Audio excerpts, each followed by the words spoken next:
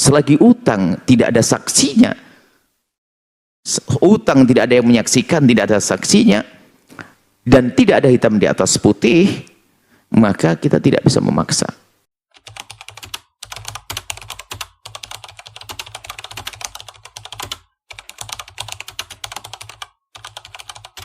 Assalamualaikum warahmatullahi wabarakatuh. Jika dalam transaksi jual beli itu nanti menghadirkan hutang, maka diperintahkan agar kita menulis. Ada jual beli yang tidak menghadirkan hutang, saya membayar, Anda menyerahkan. Tapi kalau terjadi penghutangan, artinya saya ambil barang, kemudian saya bayar nanti atau bayar separuh, maka itu terjadi hutang.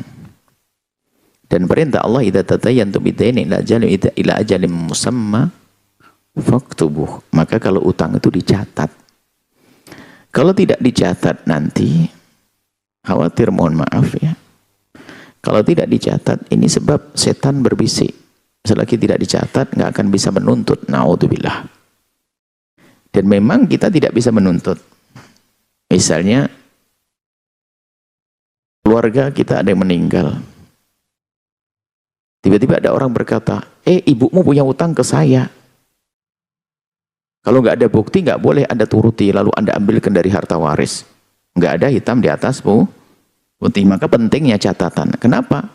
Karena nggak boleh nanti kalau dibuka, semua orang ngaku, oh iya, ibumu punya utang ke saya. Ibuku, habislah semuanya. Jadi utang Anda boleh mempercayai, jika Anda tidak pernah mendengar sebelumnya, ada orang baru tiba-tiba ngaku dia punya utang, maka harus ada bukti tertulis. Tapi kalau Anda sudah dengar dari orang tua Anda, nah, Umi dulu punya utang ke tetangga loh ya, jumlah ide. Biarpun nggak ada catatan, kita sebagai anak wajib membayar dari utang dari peninggalannya. Pura-pura bodoh itu bikin bodoh, pura-pura tidak tahu bikin fakir. Cuman kadang anak jahat, selagi tidak ada suratnya, pura-pura tidak tahu, nggak tahu, saya nggak dengar. Padahal sudah tahu dia, kalau ibunya punya utang. Ini perlu kejujuran. Nah, seperti tadi itu, mungkin tidak ada hitam di atas putih. Dari pihak keluarga, ibunya berkata bahwa pembayaran tanah belum beres. Maka sebagai anak-anak menjalankan omongan ibunya. Cuman lagi-lagi kalau ini memang tidak ada catatan hitam di atas putih karena sudah jatuh utang, maka ya bisa saja orang yang dikatakan punya utang mengatakan saya tidak tahu, sudah tuntas. Bohong pun nggak bisa menuntut. Cuman orang takut kepada Allah hendaknya.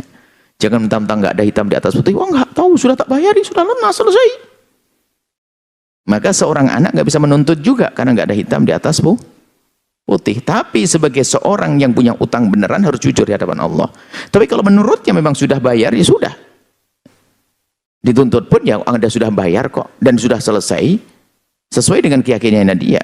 Nah, bisa saja ibunya adalah hanya mengaku-ngaku yang meninggal tadi. Jadi tidak boleh asal omongan orang meninggal langsung harus, itu enggak. Selagi utang tidak ada saksinya, utang tidak ada yang menyaksikan, tidak ada saksinya, dan tidak ada hitam di atas putih, maka kita tidak bisa memaksa. Sebagai seorang anak mengatakan, punya ini kata ibu saya. Mana buktinya? Kalau hanya kata saja bahaya nanti. Mungkin orang tua kita lagi ngelindur atau ngomong, nah duitku dibawa oleh Pak Haji itu 50 juta. Wah, langsung meninggal. Lalu dituntut, ya orang nggak tahu apa-apa. Nggak bisa dong. Tapi bagi Anda yang tahu betul bahasanya Anda punya utang, awas jangan lari. Allah akan fakirkan orang yang lari dari bayar utang. Lah kemudian ada, tak taunya betul, ini ada benar diakui, oh iya memang waktu itu kurang lebih 5 juta. Tapi 5 juta tahun 93, 94, belum krismon, dolar masih 2000. Dan sekarang dolar sudah 16.000, jauh banget nih, ya kan begitu ya. Makanya tentunya dalam hal ini selagi dibahas oleh para ulama, kalau nanti sudah tidak ada nilai uang itu nggak berguna lagi, rupiah nggak berguna, maka nanti hakim yang memutuskannya supaya tidak terjadi persengketaan. Ajukan ke hakim, nanti hakim yang akan menjadikan nilainya. Nah, tapi misalnya kan ada dulu pernah ada uang dibatalkan penggunaannya. Kalau tidak salah kisah orang dari Jawa Barat menjual tanahnya, pengen hijrah ke Jawa Timur. Zaman dulu kan pakai jalan kaki, naik kuda, naik apa begitu. Bawa uang, ternyata sampai Jawa Timur itu negara sudah berubah. Bukan sebelum Indonesia Raya, kan ini cerita zaman dulu. Ternyata di Jawa Timur uang itu sudah tidak berguna. Kan gitu. Jadi mungkin sekali atau masih berguna tapi nilainya runtuh, nilainya jatuh. Misalnya dia itu tadi senilai 5 juta zaman dulu itu, kalau dibanding dengan sekarang itu kalikan 4. Berarti menjadi 20 juta, bukan 4, bahkan mungkin bisa menjadi 5, 6, 7, 8 kali. Sangat berbeda jauh. Sebab dolar 2.500 itu sekarang kan 16.000. Anggap saja dolar 3.000 sudah berapa? 6 kali 3. Sudah lipat kali 6. Berarti 5 kali 6. 5 juta pada tahun 94 adalah 30 juta hari ini. Ini. Bagaimana kisah semacam ini? Ya tetap bahwasanya yang dianggap adalah hitungannya zaman itu. Kemudian kalau terlalu jauh melebihi daripada 2 kali lipat sampai nilainya tidak sampai ini kan lebih dari 2 kali lipat, maka saat seperti itu hendaknya dengan akad suluh berdamai.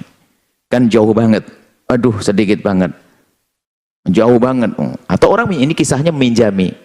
Saya minjamkan uang tahun 94, 5 juta, nggak dibayar sampai sekarang, dibayar 5 juta lagi. Ya kan, kalau kita tambahkan jadi riba, kan 5 juta kok jadi 10 juta, nggak bisa dong. Maka nanti namanya akad damai, tetap bayar 5 juta, tapi bagi orang yang meminjam uang, hendaknya tahu diri dong. Masa dipinjami nggak tahu diri? Maka disitulah melibatkan mahkamah untuk memberikan damai. Jadi ya tahu dirilah kamu dipinjami uang kok.